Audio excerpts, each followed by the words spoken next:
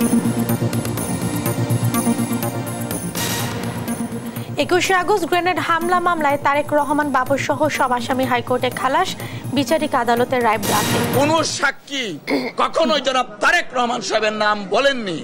সবকিছু নিয়ে মহামান্য আদালত জনাব তারেক রহমান সাহেব সহ অন্যান্য সকল আসামিদেরকে বেকসুর খালাস করেছে। 21 আগস্ট গ্রেনেড হামলাটাকে তারা অস্ত্র হিসাবে ব্যবহার করে জিয়া পরিবারকে ধ্বংস করার তাদের হীন ষড়যন্ত্র। হাইকোর্টের রায় ন্যায় বিচার প্রতিষ্ঠিত হয়েছে বলছে বিএনপি। প্রতিপক্ষ দমনে আওয়ামী লীগের বিরুদ্ধে রাষ্ট্রযন্ত্র ব্যবহারের অভিযোগ। ক্ষমতায় স্থায়ী করতে পিলখানা হত্যাকাণ্ড ঘটায় আওয়ামী লীগ। খুলনায় জামায়াত আমির নেপথ্যের কুশীলবদের খুঁজে বের করা তাগিদ। ভারতের ইসকন সমর্থকদের বাধায় চাতলাপুর শুল্ক স্টেশনের কার্যক্রম স্থবির, রপ্তানি বন্ধ থাকে লোকসানের সংখ্যা বাংলাদেশি ব্যবসায়ীরা। এবং চুয়াডাঙ্গায় পৌর এলাকায় ট্রেড লাইসেন্সের ফি আত্মসাৎ, 3 বছরের প্রতারিত হাজারো ব্যবসায়ী, কঠোর ব্যবস্থানের আশ্বাস। দেখছিলেন শিরোনাম, দেশ জনপদ সংবাদ শিরোনাম দেখছিলেন। চলে যাচ্ছি পুরো সংবাদে, সঙ্গে আছে আমি জেসিকা বেদিন। 21 আগস্ট গ্রেনেড হামলা মামলায় বিএনপির ভারপ্রাপ্ত চেয়ারম্যান তারেক রহমান ও সাবেক স্বরাষ্ট্র প্রতিমন্ত্রী লুৎফুজ্জামান বাবু সহ সব আসামিকে খালাস দিয়েছে হাইকোর্ট। সেই সঙ্গে বিচারিক আদালতের রায়ও বাতিল করেন হাইকোর্ট। আইনজীবীরা বলছেন, বিগত সরকার প্রতিশোধ পরায়ণ হয়ে এ হামলাকে রাজনৈতিক প্রতিপক্ষ দমনের অস্ত্র হিসেবে ব্যবহার করেছিল। মামলার রায়ে সন্তুষ্টি প্রকাশ করেন আসামিদের স্বজনরা। সাবরিনা মজুমদারের রিপোর্ট, জানাচ্ছেন মোহাম্মদ সাকিব। 2 দশক আগে 21 আগস্ট গ্রেনেড হামলা দেয়াল হয়ে দাঁড়ায় বিএনপি আওয়ামী লীগের রাজনীতিতে।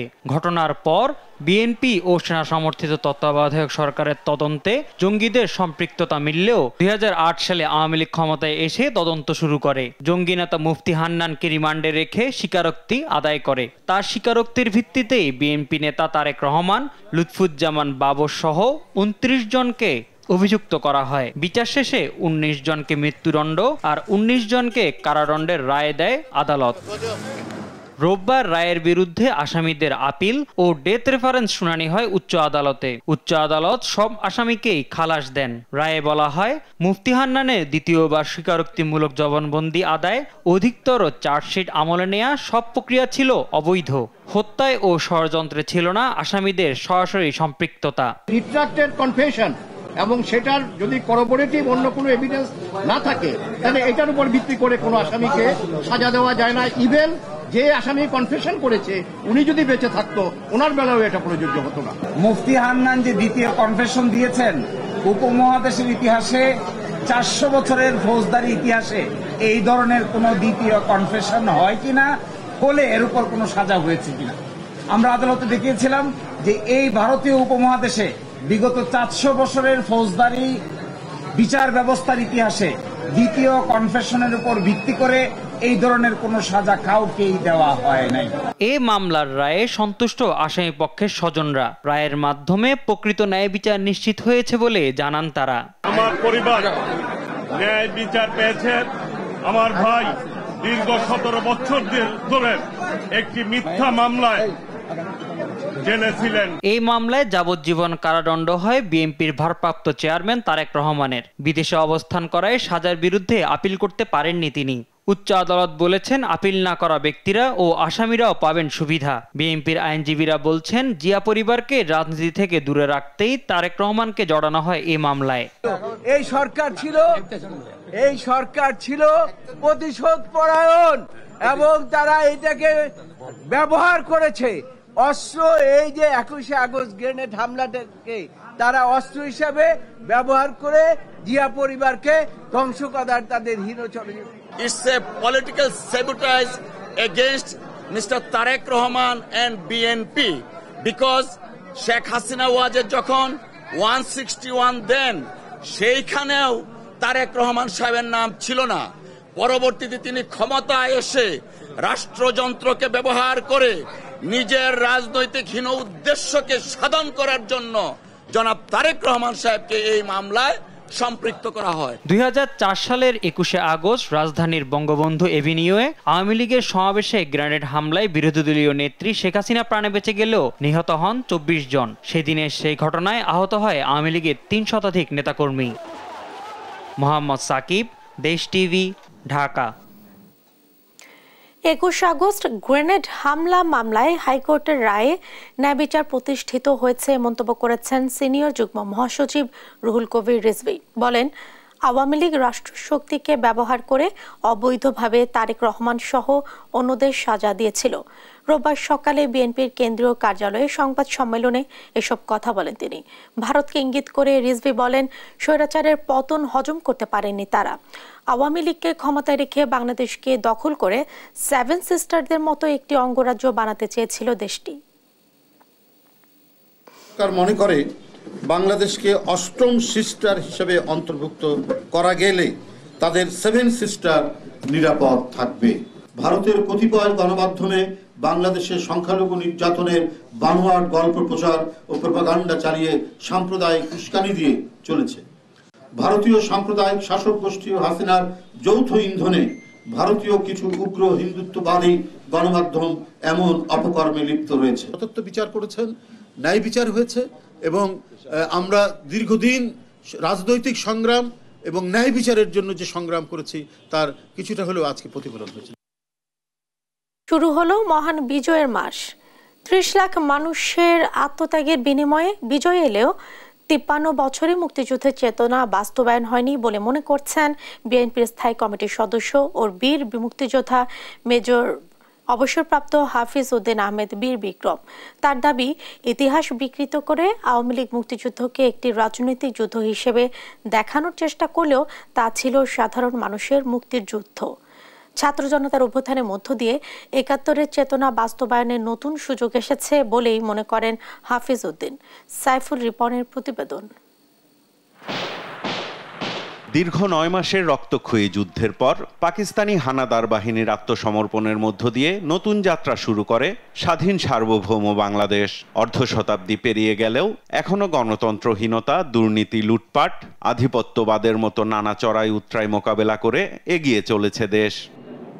53 বছর পেরিয়ে গেলেও আজও কেন মুক্তিযুদ্ধের চেতনায় সামাজিক ন্যায় বিচার, সাম্য, মানবিক মর্যাদার দেশ গঠন করা সম্ভব হলো না? এমনটি প্রশ্ন 71-এর রণাঙ্গনের বীর মুক্তিযোদ্ধা ও বিএনপির স্থায়ী কমিটির সদস্য মেজর অবসরপ্রাপ্ত হাফিজ উদ্দিন আহমদের কাছে। 16 ডিসেম্বরের পর দেখা গেল যে দলটি রাষ্ট্র ক্ষমতায় জাঁকিয়ে বসেছে তারা আসলে মুক্তিযুদ্ধের চেতনাকে ধারণ করেনি। তারা নিজের দলকেই অগ্রাধিকার দিয়ে দেশবাসীকে পেছনে ঠেলে দিয়েছে। এসেছে দেশে দুর্ভিক্ষ, অপশাসন এবং সবশেষে গণতন্ত্রকেই বিদায় করা হয়েছে 1975 সালের জানুয়ারি মাসে। মুক্তিযুদ্ধের পরপরই ক্ষমতায় আসা আওয়ামী লীগের দুর্নীতি, অপশাসন আর ইতিহাস বিকৃতির পরিক্রমায় মুক্তিযুদ্ধের চেতনা বাস্তবায়নের পথ আরও রুদ্ধ হয়েছে বলেও মনে করেন এই মুক্তিযোদ্ধা। 25শে মার্চের পর আওয়ামী লীগের ভূমিকা ছিল অত্যন্ত গৌণ। আমরা তাদেরকে অনুরোধ করেছিলাম, আমরা সৈনিকেরা অনুরোধ করেছিলাম একটি সরকার গঠন করে বিশ্ববাসীর কাছ থেকে আমাদের সেই স্বাধীনতা ঘোষণার স্বীকৃতি আদায়ের জন্যে। আমাদের কথা অনুধাবন করে তারা একটা সরকার গঠন করেছেন, বাস এই পর্যন্ত। তারপর থেকে জীবন বিপন্ন করে যুদ্ধ করেছে সাধারণ মানুষ। বিশেষ করে এই মুক্তিবাহিনী গঠন করেছি আমরা, যারা পাক সেনাবাহিনী থেকে বিদ্রোহ করে মুক্তিবাহিনী গঠন করেছি। সুতরাং এটিকে রাজনৈতিক যুদ্ধ বলে চালিয়ে দেওয়া যে প্রচেষ্টা, এটি আওয়ামী লীগের দীর্ঘদিনের অপকৌশলেরই একটি অংশ এবং এটি জনগণ কখনো গ্রহণ করে নাই। 2024 সালের ছাত্র জনতার অভ্যুত্থানের মধ্য দিয়ে মুক্তিযুদ্ধের চেতনা বাস্তবায়নের অসম্পূর্ণ কাজ সম্পূর্ণ করার সুযোগ হয়েছে বলেও মনে করেন বিএনপির এই নীতি নির্ধারক। এখন শুরু হয়েছে এক নতুন অধ্যায়। আমরা আশা করব যে 1971 সালে যেই চেতনাকে ধারণ করে আমরা যুদ্ধে অংশগ্রহণ করেছিলাম, বহু মানুষ জীবন দিয়েছে, অবশেষে আবার সেই চেতনাকে বাস্তবায়ন করার জন্য সুযোগ এসেছে। আশা করি গণতন্ত্র পুনঃপ্রতিষ্ঠিত হবে, সাধারণ মানুষের ন্যায্য অধিকার প্রতিষ্ঠিত হবে, মুক্তিযুদ্ধের যে লক্ষ্য সাম্য, মানবিক মর্যাদা এবং সামাজিক ন্যায় বিচার, এটি আবার প্রতিষ্ঠিত হবে। সাইফুল রিপন, দেশ টিভি, ঢাকা। পিলখানা হত্যাকাণ্ড সহ আওয়ামী লীগের 15 বছরে হত্যা, গুম ও নির্যাতন চালিয়ে দেশটাকে কারাগারে পরিণত করেছিল বলে মন্তব্য করেছেন জামায়াতের আমির ডাক্তার শফিকুর রহমান। রোববার সকালে খুলনায় স্টার্ন জুট মিল শ্রমিক ময়দানে কর্মী সম্মেলনে কথা বলেন তিনি। জানান, ক্ষমতা স্থায়ী করতে প্রথমে নির্দয়ভাবে পিলখানা হত্যাকাণ্ড চালায় আওয়ামী লীগ। এরপর পরিকল্পনার আলোকে জামায়াত নেতাদের ফাঁসি দেওয়া হয়। এ সময় 5 আগস্ট কারা তাদের দেশ থেকে পালাতে সাহায্য করছে তা জাতি জানতে চায় বলেও মন্তব্য করেন জামায়াত আমির। সমাবেশ শেষে নড়াইল শহরতলির মালিবাগে জেলা জামায়াতের পথসভায় যোগ দেন ডক্টর শফিকুর রহমান।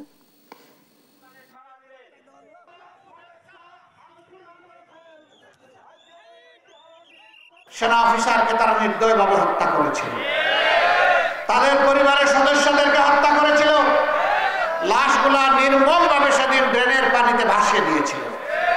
কতিপয় লাশ তারা গুম করে ফেলেছিল। কারা এই নেপথ্যে, এই খুনের নেপথ্যের নায়ক, কারা ষড়যন্ত্রকারী, কারা সিদ্ধান্তকারী, কারা সিদ্ধান্ত বাস্তবায়নকারী, আজও বাংলাদেশের মানুষ তা জানতে পারেননি। কেন? কারণ যারা ক্ষমতায় ছিল তারাই প্রকৃত খুনি ছিল। পঞ্চগড়ে গুম ও হত্যা মামলায় কারাগারের সাবেক রেলমন্ত্রী নুরুল ইসলাম সুজন রোববার পঞ্চগড় সিনিয়র জুডিশিয়াল ম্যাজিস্ট্রেট আদালতের বিচারক মোহাম্মদ আশরাফুজ্জামান তার জামিন আবেদন নামঞ্জুর করে কারাগারে পাঠানোর নির্দেশ দেন। মামলায় আরও 150 জনকে অজ্ঞাতনামা আসামি করা হয়েছে। সহকর্মী আব্দুর রৌফের তথ্যচিত্রে বিস্তারিত থাকছে রেড ডেস্ক রিপোর্টে। পঞ্চগড়ে বৈষম্য বিরোধী ছাত্র আন্দোলনে হত্যা ও গুমের মামলায় সাবেক রেলপথ মন্ত্রী নুরুল ইসলাম সুজনের জামিন নামঞ্জুর করে কারাগারে পাঠিয়েছে আদালত। আন্দোলনে সক্রিয়ভাবে অংশ নেয়া রিকশা চালক আল আমিনকে হত্যার পর লাশ গুমের মামলায় প্রধান আসামি তিনি। রোববার সকাল 10টায় পঞ্চগড় সিনিয়র জুডিশিয়াল ম্যাজিস্ট্রেট আদালতে তাকে হাজির করা হয়। এর আগে শনিবার রাতে ঢাকা কেন্দ্রীয় কারাগার থেকে পুলিশ ও সেনাবাহিনীর পাহারায় পঞ্চগড় জেলা কারাগারে আনা হয়। রাজনৈতিক গুরুত্ব বিবেচনায় নিরাপত্তা ব্যবস্থা জোরদার করা হয়। রিকশা চালক আল আমিনকে হত্যার পর গুমের ঘটনা তদন্ত চলছে। তার বাবা 19 জনের নাম উল্লেখ সহ অজ্ঞাতনামা 150 জনকে আসামি করে মামলা করেন। তার জামিনের জন্য একটা বেল প্রেয়ার দিয়েছিলাম, শুনানি অন্তে বেল প্রেয়ার নামঞ্জুর হয়েছে, তার জামিনের আবেদন নামঞ্জুর। শুধুমাত্র রাজনৈতিকভাবে হ্যারাসমেন্ট করার জন্য তাদেরকে এবং ব্যক্তিগতভাবে তাদের ষড়যন্ত্র করার জন্য এই মামলা দেওয়া হয়েছে। এই মামলার কোনো সত্যতা নাই। আল আমিন হত্যার ঘটনায় তার পরিবার ও স্থানীয়দের মধ্যে ক্ষোভ সৃষ্টি হয়েছে। সুজনের জামিন নামঞ্জুর হওয়ায় খুশি রাষ্ট্রপক্ষ। এই আসামিকে এই মামলার সনদ দেখানো হয়েছে, সেখানে আমরা জামিনের বিরোধিতা করেছি এবং তার জামিনের আবেদন নামঞ্জুর করছে। অতি অল্প সময়ের মধ্যে এই আসামির বিরুদ্ধে রিমান্ডের প্রার্থনা আসতেছে এবং আসলে পরেই এই মামলার সম্পর্কে অন্যান্য তথ্যাদি সরকার পক্ষ থেকে উদ্ধারণ করা হবে। মামলার বিচার ও ফলাফল স্থানীয় এবং জাতীয় রাজনীতিতে গুরুত্বপূর্ণ প্রভাব ফেলবে, এমনটাই বলছেন সংশ্লিষ্টরা। নিউজ ডেস্ক, দেশ টিভি। ভারতের ইসকন সমর্থকদের বাধার মুখে চাতলাপুর শুল্ক স্টেশনের বাণিজ্যিক কার্যক্রম বন্ধ হয়ে গেছে। ভারত থেকে মালামাল গ্রহণ না করায় আপাতত বন্ধ রয়েছে রপ্তানি পণ্য। এতে মালামাল নিয়ে লোকসানের সংখ্যায় বাংলাদেশি ব্যবসায়ীরা। সহকর্মী সালেলাহি কুটির তথ্যচিত্রে আরো জানাচ্ছেন সালমা জাহান। রাষ্ট্রদ্রোহের মামলায় ইসকন নেতা চিন্ময় কৃষ্ণ দাসকে গ্রেপ্তার করেছে আইন শৃঙ্খলা বাহিনী। এতে বিক্ষুব্ধ হয়ে ওঠে ভারতের ইসকন সমর্থকরা, হয়ে ওঠে আগ্রাসী। এরই ফলশ্রুতিতে মৌলভীবাজারের চাতলাপুর সীমান্তের ওপারে কৈলাসহরের শুল্ক স্টেশনের সড়ক অবরোধ করে সংগঠনের পতাকা হাতে বিক্ষোভ করেন তারা। বন্ধ করে দেন মালবাহী গাড়ি চলাচল। সীমান্তের ওপারের এমন পরিস্থিতিতে বন্ধ হয়ে গেছে দুই দেশের বাণিজ্যিক কার্যক্রম। মিটিং মিছিল করার পরে এরা আইয়া আবার বর্ডারের কাছে লাল ফ্ল্যাগ লিয়ে দাঁড়ায় সেটা দুনো দিকের এই দিকের মাছ আওয়া বন্ধ। মানুষ পারাপার আছে, তবে মাছ আর যা কোনো পণ্যবাহী গাড়ি মালামাল বন্ধ করে দিছে তারা। এরকম যাত্রী আসে না, 70-80-100 জন প্লাস যাত্রী আসতো, এখন সারাদিনই 5 জনই আসে না। কোন যেভাবে বন্ধ করছে এটা সন্দেহ নাই, এটা দুই দেশের লাগি ক্ষতির কারণ এবং এটা কোনোভাবেই উচিত নয়। ব্যবসায়ীরা জানান, প্রতিদিন এই স্টেশন দিয়ে কোটি টাকার উপরে পণ্য রপ্তানি হয়ে থাকে। এদিকে পচনশীল পণ্য নিয়ে চরম বিপাকে পড়েছেন রপ্তানির সাথে জড়িত ব্যক্তি ও প্রতিষ্ঠান। কাস্টম ক্লিয়ার করে আমরা যখন একদম 0 পয়েন্টে নিয়ে গেছি, ভারতে ঢুকানোর জন্য, এমন অবস্থায় যে ইসকনের তাদের অনেক লোক আইসা এখানে 0 পয়েন্টে দাঁড়াইয়া আমাদের মাছ ঢুকতে বাধা দেওয়ার ফলে আমাদের রপ্তানি করা সম্ভব হয় নাই। ইসকনের কিছু সদস্য কৈলা শহরে তারা লাল ঝান্ডি গেড়ে এই বর্ডারে তারা বাঁশ ফেলে রাখছে, যাতে কোনো ধরনের বাংলাদেশ থেকে গাড়ি যদি ভিতরে যাওয়া যায় তাহলে ওরা বলছে যে গাড়ি পুড়িয়ে ফেলবো, ড্রাইভারকে নির্যাতন করব। শুল্ক কর্মকর্তাও জানান ভারতের কৈলা শহরে ইসকন ভক্তদের অবরোধের বিষয়টি। ইন্ডিয়াতে তারা মাছ রিসিভ করতেছে না, হ্যাঁ, এটা আমাদের প্রশাসনিক কোনো সমস্যা না, বাংলাদেশের কোনো সমস্যা নাই। আমরা এই সমস্যাটা উদ্বোধন কর্তৃপক্ষকে জানানো হয়েছে, তারা বলছে যে এই সমস্যার সমাধান হয়ে যাবে। অবশ্য বাণিজ্যিক কার্যক্রম বন্ধ থাকলেও যাত্রী আসা যাওয়া স্বাভাবিক রয়েছে জানায় শুল্ক স্টেশন কর্তৃপক্ষ। নিউজ ডেস্ক, দেশ টিভি। চুয়াডাঙ্গা পৌর এলাকার ব্যবসায়ীদের ট্রেড লাইসেন্সের ফি জমা পড়েনি সরকারি কোষাগারে। গেল 3 বছরে 1000 খানেক লাইসেন্সধারী ফি জমা দিলেও দেখানো হয়েছে বকেয়া। অপসারিত পরিষদের যোগসাজশে সরকারি অর্থ পকেটস্থ করা হয়েছে। অভিযোগের পর বিষয়টি নিয়ে নড়েচড়ে বসেছে প্রশাসন। চুয়াডাঙ্গা থেকে খায়রুজ্জামান সেতুর তথ্যচিত্রে ডেস্ক রিপোর্ট। চুয়াডাঙ্গা পৌর এলাকায় ট্রেড লাইসেন্স ফি দিতে হয় প্রকারভেদে 500 থেকে 20,000 টাকা পর্যন্ত। নিবন্ধন ও হালনাগাদের মাধ্যমে মোটা অঙ্কের আয় হয় পৌরসভার। তবে চুয়াডাঙ্গা পৌরসভায় ট্রেড লাইসেন্সের কোটি টাকা লুটপাটের অভিযোগ তুলেছেন ব্যবসায়ীরা। প্রতি বছর নিবন্ধন ফি দিলেও তা জমা হয়নি কোষাগারে। কাগজে কলমে এখনো তাদের 2 থেকে 3 বছরের ফি বকেয়া দেখানো হচ্ছে। স্বয়ং পৌর কর্তৃপক্ষের এমন জালিয়াতির শিকার প্রায় 1000 ব্যবসায়ী। জি, আমি ট্রেড লাইসেন্স টাকা আমি জমা দিচ্ছি 21, 22, 23, 24 এর 25-এ গিয়ে আমি জমা দিতে গিয়ে দেখছি আমার 3 বছর ট্রেড লাইসেন্স টাকা আমার বাকি আছে। পৌরসভায় আমার করে দিচ্ছিল, এটা টাকা জমাই হয়নি, এটা সবকিছু সিল স্বাক্ষর সব নকল করে মেরে দিয়েছে। অনুসন্ধান বলছে প্রতি বছর ব্যবসায়ীদের জমা দেওয়া টাকার অর্ধেকেরই কোনো হদিস নেই। ভুয়া সিল ও জাল রসিদের মাধ্যমে পৌর কর্মকর্তা ও জনপ্রতিনিধিরা কৌশলে হাতিয়ে নিয়েছে কোটি টাকা। এই সিলটা দেখাইছে এবং এই স্বাক্ষরটা দেখিয়েছে, বলছে যে এটা টাকাটা হচ্ছে ব্যাংকে জমা করে উনি নিজে স্বাক্ষর করে টাকাটা আত্মসাৎ করে দেয়। অথচ পৌরসভায় লাইসেন্স টাকা জমা হবে না, এটা খুব দুঃখজনক কথা। তবে ব্যবসায়ীদের এমন অভিযোগ অস্বীকার করছেন পৌরসভার ট্রেড লাইসেন্স শাখার এই কর্মকর্তা। এই ধরনের তো আশা করি হবে না, বুঝতে পেরেছেন? এই ধরনের তো আশা করি হওয়ার কথা না, এই অভিযোগ তো সত্য নাই।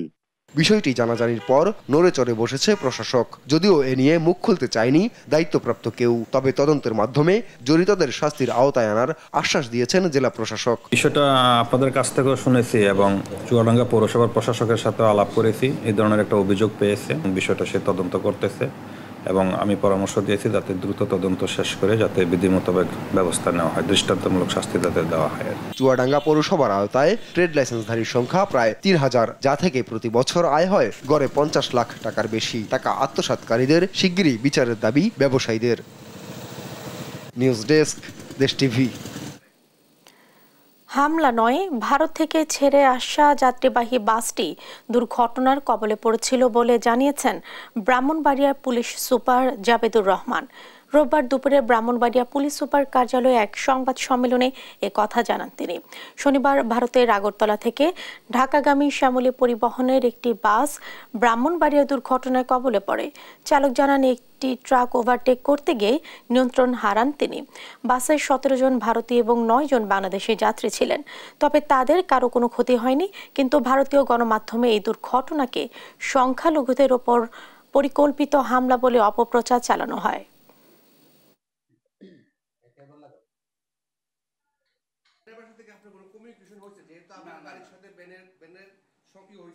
ঢালাওভাবে যেটা বলা হয়েছে এখানে যে ইন্ডিয়ান যে সংখ্যালঘুদের উপর যে উদ্দেশ্যমূলকভাবে আক্রমণ, এটা অত্যন্ত ভুল এবং মিথ্যা। যেহেতু আমি বলেছি যে এটা সরু রাস্তা, এখনো আন্ডার কনস্ট্রাকশন এবং 20-30% কাজটা এটা কমপ্লিট হয়েছে। সেই এক সাইডে দুই পাশের গাড়ি, বড় বড় গাড়ি যখন যায়, অপোজিট সাইড থেকে একটা ট্রাক আসছিল, তো সেই ট্রাককে সাইড দিতে গিয়ে বাসটা যখন বামে পাশ করে, তো বাম পাশের একটা ভ্যান ছিল সেটাকে চাপা দেয়। ব্রাহ্মণবাড়িয়া বিশ্ব রোডের হাফ কিলো আগে হঠাৎ করে একটু হালকা একটা সিরিয়াল থেকে একটা ট্রাক বেরিয়ে যায়, ব্রেকে কভার করতে পারে নাই, একটা 3 চাকার ইজি বাইক ঢুকে যায় ভিতরে। দেশের বাজারে গরুর মাংসের চাহিদা থাকায় বিভিন্ন দেশ মাংস রফতানিতে আগ্রহী বলে জানিয়েছেন মৎস্য ও প্রাণী সম্পদ উপদেষ্টা ফরিদা আক্তার। রোববার দুপুরে সাভারে বাংলাদেশ প্রাণী সম্পদ গবেষণা ইনস্টিটিউটে সদ্য সমাপ্ত গবেষণার ফলাফল ও অগ্রগতি পর্যালোচনা কর্মশালায় এ কথা বলেন তিনি।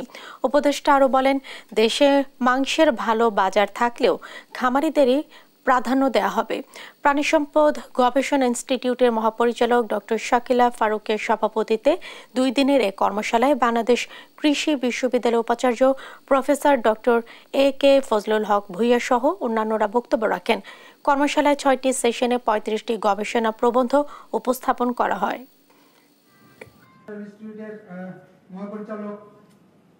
অনেক দেশ আছে যারা ইন্ডাস্ট্রিয়াল ফার্মিং করে, রপ্তানির উদ্দেশ্যে তারা পালন করে, তারা রপ্তানি করতে চায়, তারা আমাদের কাছে আসে, প্রস্তাব দেয় যে তোমরা ইম্পোর্ট করো, আমরা দেব। এমনকি বাংলাদেশের অনেক আমদানিকারকরাও খুব আগ্রহী আনার জন্য। তো সেই জন্য আমি বলছি যে যারা উৎপাদনের সাথে যুক্ত, লালন পালনের সাথে যুক্ত, তাদেরকে প্রাধান্য দেব আমরা। খালি ব্যবসা রবি মৌসুমে বোরো হাইব্রিড ধানের আবাদ বৃদ্ধির লক্ষ্যে চাঁপাইনবাবগঞ্জে 560 কৃষকের মাঝে বীজ বিতরণ করা হয়েছে।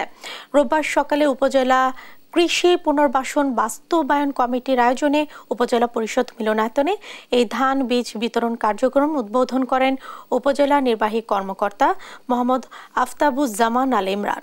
এ সময় উপস্থিত ছিলেন উপজেলা কৃষি কর্মকর্তা নয়ন মিয়া, উপজেলা সমাজসেবা কর্মকর্তা কাঞ্চন কুমার দাস ও উপজেলা প্রাণী সম্পদ কর্মকর্তা ডক্টর শাহাদাত হোসেন সহ অন্যান্যরা। প্রত্যেক কৃষককে 2 কেজি করে হাইব্রিড বোরো ধান বীজ দেওয়া হয়।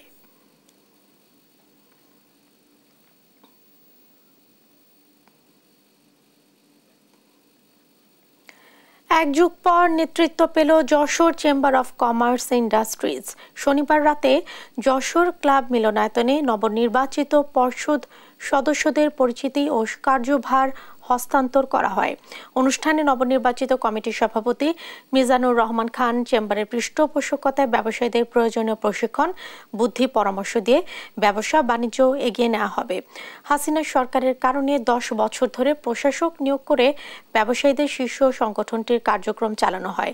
রাজনৈতিক পট পরিবর্তনের পর গেল 30 নভেম্বর নির্বাচনের ভোট গ্রহণ সম্পন্ন হয়।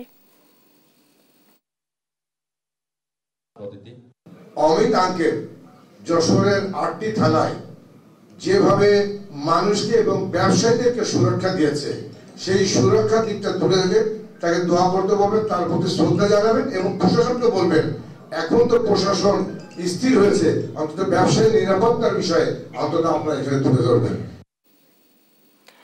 আবহাওয়া পরিবর্তনের কারণে কুষ্টিয়ার হাসপাতালে হঠাৎই বেড়েছে ঠান্ডাজনিত শিশু রোগীর সংখ্যা। প্রতিদিনই গড়ে ভর্তি হচ্ছে অর্ধশত শিশু। 20 শয্যার বিপরীতে কুষ্টিয়া জেনারেল হাসপাতালে চিকিৎসা নিচ্ছে 2 শতাধিক রোগী। ফলে ওয়ার্ড ছাড়িয়ে চিকিৎসা চলছে মেঝেতে। ইরফান রানার ক্যামেরায় নাহিদ হাসান তিতাসের রিপোর্ট। কুষ্টিয়ার 250 শয্যা বিশিষ্ট জেনারেল হাসপাতাল। এখানে শিশু শয্যার সংখ্যা রয়েছে মাত্র 20টি। তবে হঠাৎই আবহাওয়া পরিবর্তনজনিত কারণে উদ্বেগজনক হারে এখানে বেড়েছে ঠান্ডাজনিত শিশু রোগীর সংখ্যা। জ্বর, সর্দি, কাশি, নিউমোনিয়া, ডায়রিয়া সহ নানা রোগে আক্রান্ত হয়ে গড়ে হাসপাতালে ভর্তি হচ্ছে অর্ধশত শিশু। শুধু কুষ্টিয়া নয়, আশপাশের জেলা থেকেও আসছে অনেকেই। ফলে 20 শয্যার বিপরীতে এ হাসপাতালে বর্তমানে চিকিৎসা নিচ্ছে প্রায় 2 শতাধিক ঠান্ডাজনিত আক্রান্ত শিশু। ওয়ার্ড ছাড়িয়ে চিকিৎসা চলছে মেঝে ও বারান্দাতেও। যখন বেশি সমস্যা হয় আমরা এখানে ডাক্তারের কাছে নিয়ে আসি, তো সে আমাদেরকে বলে যে বাচ্চার এখন যে কন্ডিশন তাতে ভর্তি করলে বেটার হবে। ওই ডাক্তার দেখানি পরে বললো যে কুষ্টিয়ায় ভর্তি হন গা। কুষ্টিয়ায় আসি আজ 4 দিন আসি, এখন বাচ্চা মোটামুটি সুস্থর পথে আসছে। এমন পরিস্থিতিতে চাপ বেড়েছে হাসপাতালের চিকিৎসা সেবার উপর। শয্যা সংকটে অনেকেই ঠাঁই নিতে বাধ্য হয়েছে ওয়ার্ডের মেঝে ও বারান্দায়। ফলে ঠিকমতো চিকিৎসা সেবা পাচ্ছে না রোগীরা। ট্রিটমেন্ট ভালোভাবে হয়েছে না, বেড পাইছি না, ও ডাক্তার সেরকম আসে না, মেলা রোগী ভর্তি আছে, বেড নাই। ডাক্তার হচ্ছে দিনে খালি একবারই আসছে সকাল 10টার সময়, আর সারাদিন আসছে না। আর ওষুধ হচ্ছে আমরা হচ্ছে সব কিনাইলা। এদিকে রোগীর চাপ সামলাতে হিমশিম খাচ্ছেন চিকিৎসকরাও, তারপরও সাধ্যমতো সেবা দেওয়ার চেষ্টা করছেন তারা। অতিরিক্ত রোগীর চাপ কমাতে শয্যার সংখ্যা বৃদ্ধি সহ আতঙ্কিত না হয়ে শিশুদের বাড়তি যত্ন নেওয়ার পরামর্শ তাদের। বাচ্চারা যেহেতু মুখ দিয়ে নিঃশ্বাস নিতে পারে না, ওরা নাক বন্ধ হয়ে গেলে ওরা শ্বাসকষ্ট শুরু হয়ে যায়, এই জন্য হসপিটাল ম্যানেজমেন্ট বেশি লাগছে। আসলে আমাদের যে হাসপাতাল যে কাঠামোতে এখানে যে আমাদের বেড যতটা আছে তার চেয়ে প্রায় 20 গুণ রোগী আছে। আমাদের স্টাফ মিলে, হসপিটাল প্রশাসন মিলে আমরা চেষ্টা করছি সর্বোচ্চ সার্ভিস দেওয়ার। আমাদের ধারণ ক্ষমতা 4 গুণ বেশি রোগীদেরকে আমরা সেবা দিয়ে যাচ্ছি, সেহেতু সব রোগীকে আমরা তাদের কাঙ্ক্ষিত সেবা দিতে পারছি না। এ নিয়ে আমাদের সেবা কর্মীদের এবং সেবা গ্রহীতাদের মধ্যে একটু অসন্তোষ বা অসন্তুষ্টি আছে। বর্তমানে এই হাসপাতালে 20 শয্যার বিপরীতে ভর্তি রয়েছে প্রায় 2 শতাধিক শিশু। এছাড়াও গত 2 সপ্তাহে চিকিৎসা নিয়ে বাড়ি ফিরে যাওয়া শিশুর সংখ্যা প্রায় 6 শতাধিক। নাহিদ হাসান তিতাস, দেশ টিভি, কুষ্টিয়া। ভোলায় একটি আগ্নেয়াস্ত্র, 12টি হাতবোমা ও 2 রাউন্ড কার্তুজ সহ 2 সন্ত্রাসীকে আটক করেছে কোস্টগার্ড। রোববার সকালে বাহিনীর পক্ষ থেকে জানানো হয়, দীর্ঘদিন যাবৎ সদর উপজেলাধীন পশ্চিম মিলিশা ও চর সামাইয়া এলাকার কুখ্যাত ডাকাত সর্দার ফারুক দৌলা ও হোসনে সিয়ামের নেতৃত্বে 2টি দুর্ধর্ষ সন্ত্রাসী বাহিনীর চাঁদাবাজি, জমি দখল ও ভয়ভীতি প্রদর্শন সহ নানা অপরাধে জড়িয়ে পড়েছিল। গোপন সংবাদের ভিত্তিতে রোববার রাতে আলাদা অভিযান চালিয়ে তাদের আটক করা হয়।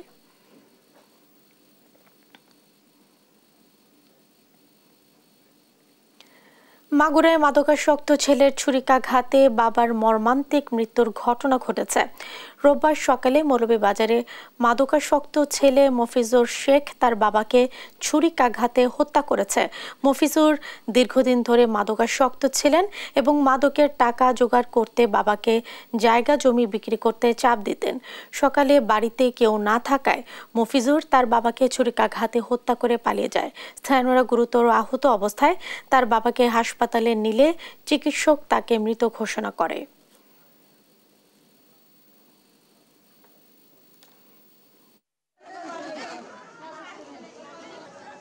ছেলে অ্যাডিক্টেড ছিল মাদকের টাকার জন্য, মাদকের টাকা গোছানোর জন্য প্রায় তার বাবাকে মারধর করত। তো তার যে বাবার জমি ছিল, এই জমি মফিজুল তার নিজের নামে লিখে দেওয়ার প্রস্তাব দেয়। তাতে ভিকটিম রাজি না হয় ছুরিকাঘাত করে আহত করে হাসপাতালে আনার পর ডাক্তার তাকে নিতে পারে। অধিকার নিশ্চিত হলে HIV যাবে চলে, এই প্রতিবাদ সামনে রেখে দিনাজপুরে হিলিতে পালিত হয়েছে বিশ্ব এইডস দিবস। রোববার সকালে হাকিমপুরের উপজেলা স্বাস্থ্য ও পরিবার পরিকল্পনা অফিসের আয়োজিত র্যালি ও আলোচনা সভায় অংশ নেয় স্বাস্থ্য সেবাদাতা সরকারি বেসরকারি প্রতিষ্ঠানের কর্মীরা। আলোচনা সভায় সভাপতিত্ব করেন উপজেলা স্বাস্থ্য ও পরিবার পরিকল্পনা কর্মকর্তা ইলতুৎমিশ আকন্দ। মরণব্যাধি এইডসের ঝুঁকিমুক্ত থাকতে বিভিন্ন পরামর্শ সহ নিরাপদ পদ্ধতি ব্যবহারের তাগিদ দিয়েছেন আলোচকরা।